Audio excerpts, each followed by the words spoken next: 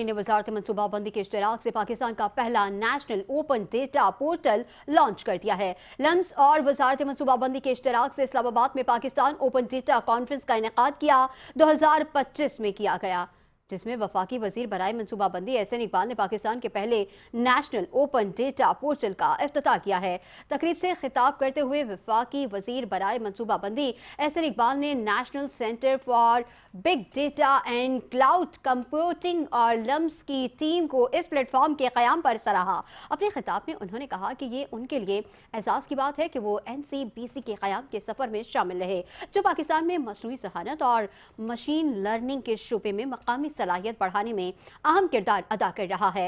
एहसन इकबाल ने मजीद कहा कि नेशनल ओपन डेटा पोर्टल का आगाज एक और बड़ा संग मील है, जो पॉलिसी साजों, महक़क़ीन और अवाम को अहम शोबों में मौजूद मुनज़्ज़म डेटा तक रसाई देगा। कॉन्फ्रेंस में नेशनल ओपन डेटा पोर्टल का अमली मुजाहिरा भी किया गया और इस मौजू पर एक पैनल गुफ्तगू भी हुई। तकरीब में शरीक माहिरीन का कहना था कि ये कॉन्फ्रेंस पाकिस्तान में डिजिटल गवर्नेंस की जानिब से एक अहम पेशरफ्त है।